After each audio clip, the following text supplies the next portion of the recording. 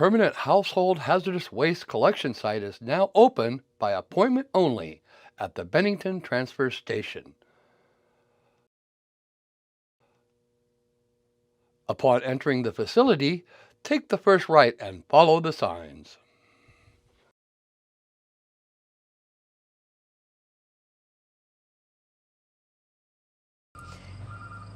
Hello and welcome to another episode of Trash Talk with Lisa and Paula. I'm Lisa Byer, I'm the Executive Director of CAT-TV, and I'm here with Paula. Paula Kamperman, I'm the Outreach Program Manager for the Bennington County Solid Waste Alliance.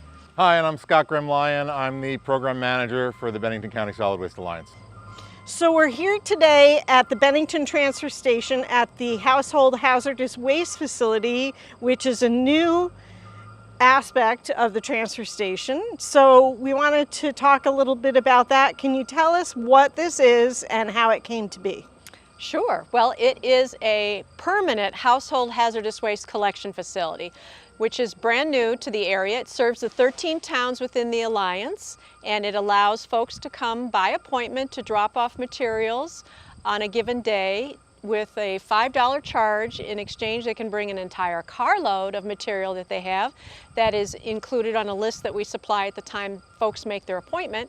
And they can drop off the material. A staff member from our contractor comes and pulls the material out of the car, and then they're on their way. No waiting in line as they have done in the past, no worried about the weather, standing in line. It's sweet. And it's at the Bennington Transfer Station because we've already got some infrastructure here. Initially, it made the most sense financially to put it here. We had enough space, and we already had kind of a driveway that was dedicated to get us to this point where we could put the building. So essentially you're renting this space from the town or from?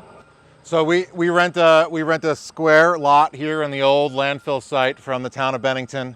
The rest of the old lot is rented by Casella, which is a separate corporation which manages the transfer station day-to-day operations. Here at the Alliance, we've sectioned off this area, for the entire 13 towns of the Alliance. So this is an area that's open not just to Bennington residents, like the rest of the transfer station, but to the entire town. The entire county. So basically, this is replacing how many different day-long events would you have throughout the county? We used to have 3 4-hour events, and they would be May in Bennington, July in Reedsboro, and September in Dorset. That doesn't mean we'll never have another event, but for time being, we're trying to determine the actual demand for how much service do we need to supply the county with for collection. So right now we're open 1 day a week on Mondays, unless it's a holiday, and then Tuesdays after a holiday. From 9 to 3, folks make a 20-minute appointment. Does that sound about right? Yep.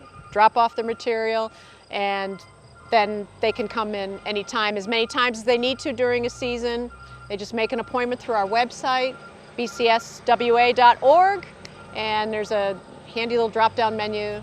Asks you what town you're from, it gives you a list of all the approved materials so that you can have an idea of what you can take and what we don't accept, which I can go into more detail. So when did the facility open? The facility opened on July 31st.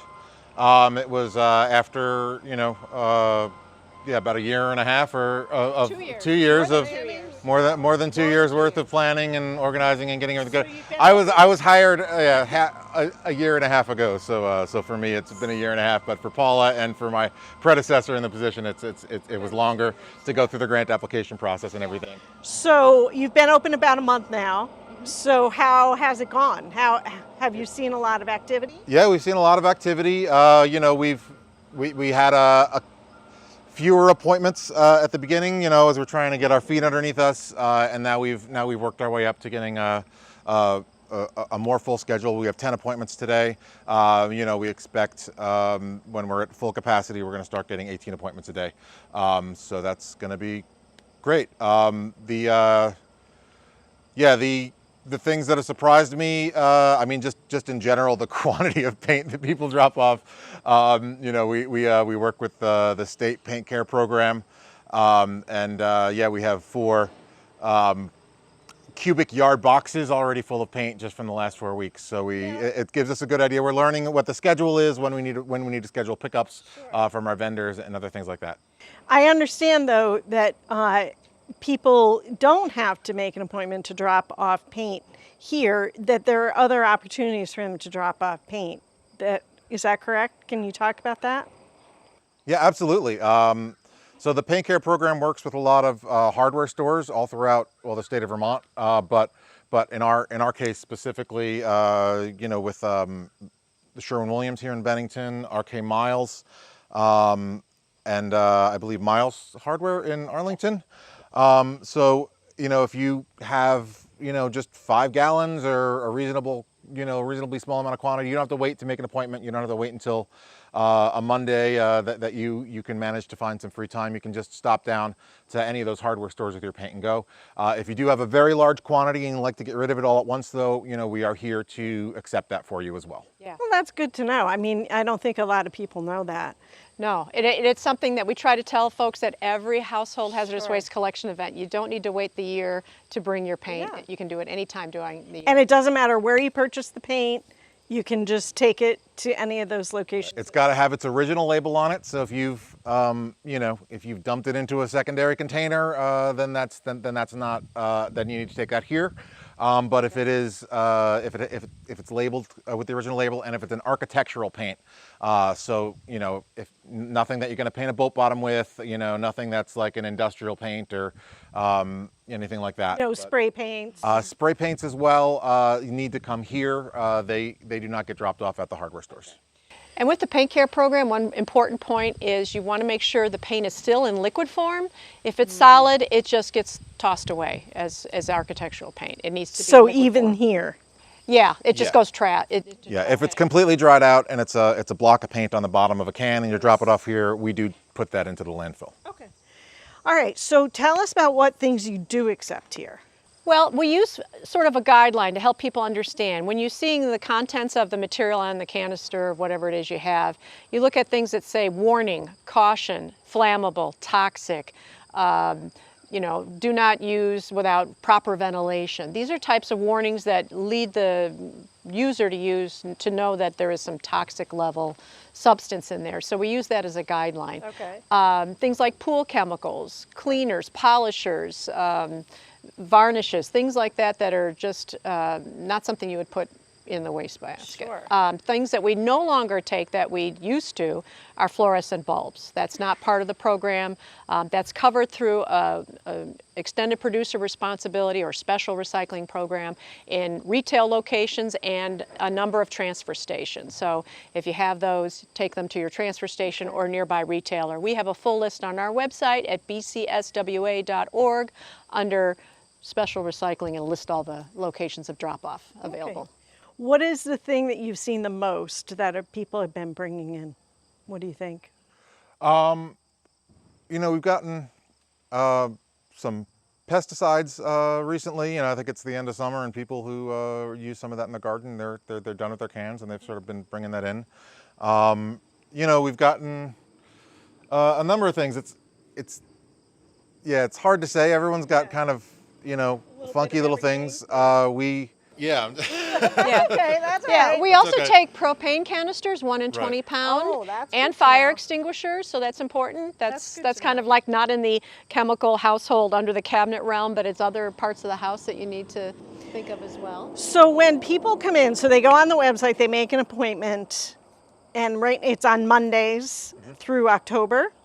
Yes. Yeah, we're going to be open from May through October every year. All right. And so when they come in through the waste station at the transfer station, and then they're directed to go around the driveway here, and then they end up right here where we're standing.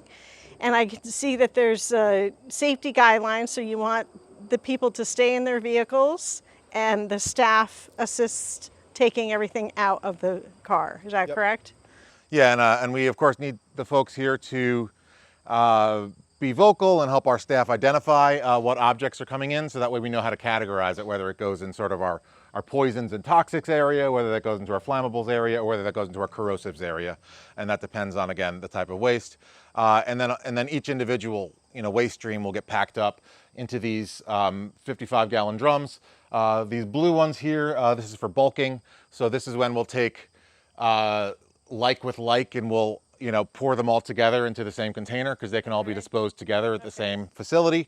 And then the other ones, these black barrels, are where we take them, and they're still in their original containers, and they're sort of loose packed into there. And then we take those, and those get shipped off. So what would be an example of what goes in the toxic compartment? Sure. Antifreeze. Yeah, so actually we have gotten quite a bit of something like this. Yeah, this is something that, if you don't want to ingest it, you don't want to have it poured into your drinking water. Sure. So this is exactly the kind of thing that we would put into here. Right. Another thing that would also go into the toxic are, of course, your pesticides, anything, your DEET, et cetera. Roundup. Yeah. And this one is corrosive. Okay. Oh, this is corrosives, I'm sorry, yeah. So what's an example of corrosive? So things that are more bases, things that are going to have your bleach sort of base, for that type of a thing. A lot of cleaning supplies, yeah, there's some potassium. Permanganate that uses in a well to get rust out. So I see like Drano, liquid plumber. Yeah. Yeah, so more of your cleaning supply sort of stuff tends to be in the corrosive department. And then finally we have flammable. Right, and so this is we'll fill up one of these entire things full of spray canisters, or other things, oil-based cleaners, things like the propane tanks and stuff. We do have a separate container for propane tanks. Those are for larger ones, but if we drop off these small sort of camping gas ones, they're stored in here and then taken by our guys. But we don't take motor oil. We don't take motor oil, but they do take motor oil at the facility, at the actual transfer station itself. The town actually reuses that oil in some of their facilities to heat, so they have a way of recycling that used oil. So do you know how residents do that here? Sure. Just to the right of the scale house, there is a very large tank that the town manages and will empty periodically, that you can just take and bring your used motor oils to. Yeah, oils though, not gas in that case. Yeah. And then I think that there's two other little containers behind this. What do those house? Sure. So we have one is basically just for us keeping empty barrels and equipment and sort of storage stuff. That's the old pumping station for where that's the old pumping station from when the leachate from the landfill used to come up. So we've reused that building, reappropriated that for just general storage use, not for anything that's toxic. Yep. And then it also, that's where we store our paint over there. So we have our large cubic yard box containers that we fill with paint, and then we the paint care program comes and picks it up for us. Yeah, tell us about the grant that helped have this facility built. So the grant was applied for in 2021, and we received funding notification in the fall, and it was a $116,000 $600 grant, something like that. Okay. The towns had to pitch in 40% of that cost. Mm-hmm. The state came up with $69,190, something like that. And in turn, the 40% would be spread proportionally through the towns based on population. And what we would do then is, with that, seek bids to find a structure of some kind. We found one that was prefabbed.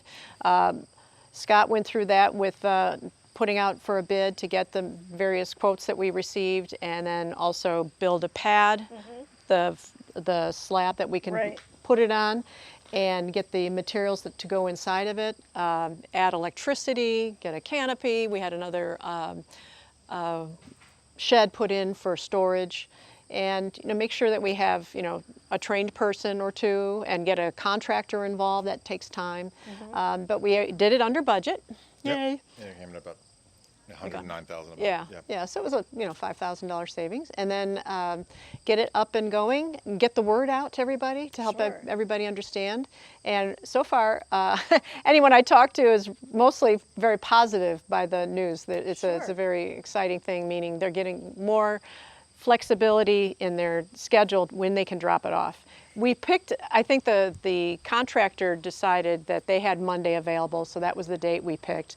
I've had some, squawking about why didn't you do it on a weekend? Well, it just didn't work that way, but we may consider that at some point if it's something that works. Right. You've only been open for a month, so there's things to tweak and figure out. Yeah, but we wanted to make sure there was enough time and that you've got, all of the nice seasonal weather to drop the stuff off, and you can, pick it from here to, you can start next year, May 1st, and the whole calendar's open. Sure, right.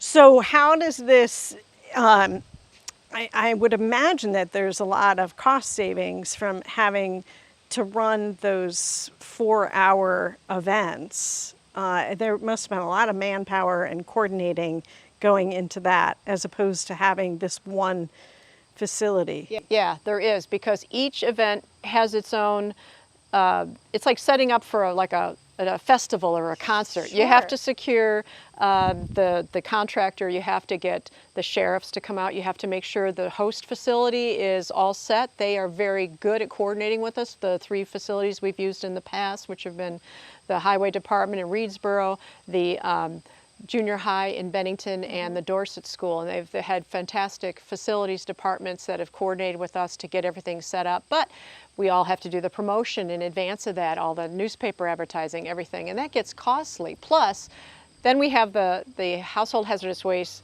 contractor come to collect the material. They're there collecting for 4 hours. And then they pack up and go. But to them, it's more than a full day because of the travel time and everything. They, in turn, charge, let's see, in May of 2022, we got a bill for over $30,000 for 4 hours. So that adds up in a hurry. And when you do that, maybe not times 3 every year, but it continues to grow in cost because the cost to dispose the stuff is getting very, very expensive. So we looked at that in the years to come. Any grant money we got didn't come anywhere close to what it was going to cost to take care of these events. So the state made an offer, and it made sense to us without having to do much. And it sounds like the cost to the individual towns was not extensive. No. Because of the way it's split up between the grant and then the 14 towns, correct? Yeah. So we actually divided it up proportionally by population. So, Arlington paid less than Bennington, and Pownell paid less than Arlington, based on the size of their populations. And, everyone is just paying their fair share. And we're, again, the math as we've worked it out is, as far as from the town's perspective, this facility will begin paying for itself, after about 3 years. Sure.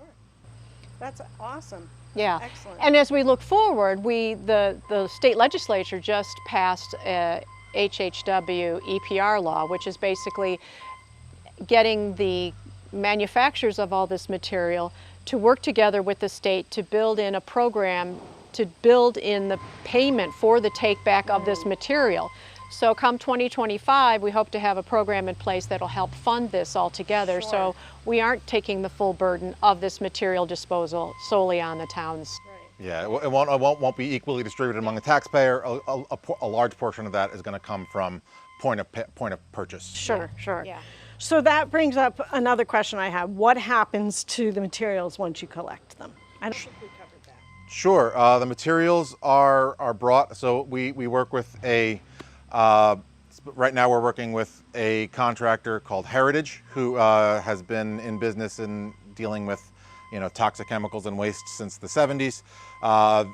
We work with their Albany office. They're a big nationwide organization, but we work out of their Albany office, and they send crew members up here to work for us on Mondays. They're all well trained. They have all their OSHA certifications. They have all of the hazardous waste understanding that that it takes to know from working specifically in this field every single day. They know how to deal with the categorize and deal with everything. And so that all gets packed up into individual barrels. Sometimes, and this is actually a cost saver, like I said, they'll bulk it into barrels, and that's a big cost saver for us because we're not actually shipping the containers the things came in as well. And then that's taken somewhere either for recycling or for incineration. So Heritage themselves will then take that back to a facility they have somewhere in New York State that then everything will be sorted again a second time based on the barrels, and then some of it will be shipped over to an incinerator. Some of them will be shipped over to different areas for other forms of safe disposal, including recycling. Okay, so you contract with them to handle that, which you would have done a similar thing with the individual day events. Yeah, you would have had, same but thing. it would have been a Yeah. yeah. Much greater manpower required on those Sure, types of sure. events, yeah. Right, and also because everything is happening so quickly, they don't have quite as much time to sort everything as efficiently. So what we've done here is we've created a 20-minute time period for appointments. Generally, it only will take a resident 5 minutes to come in and to drop off their goods. But the rest of that time is really for us to sort through those goods and to sort through the other goods that are happening here, and to take those extra steps in order to make sure that the disposal is happening as efficiently as possible, and shipping and everything is happening with as low of a burden to the taxpayer as possible. Right. Well, it seems like a great place. I know that there's a lot of beeping going on in the background because we are at the transfer station and everybody is hard at work this Monday morning. But is there anything else that you guys wanted to cover today, or do you think we got it all? No, I think just get onto our website. If you don't have access to the internet, you can call our office directly at 802-447-0713, extension 2. 802-442-0713. 442, excuse me. Thank you. We'll make sure we get Yeah, that number up it'll be on the screen screen. for you. All right, well, until next time, we're going to sign off from Trash Talk with Lisa and Paula, and we'll see what we can find to talk about next episode. Great. Bye. Bye.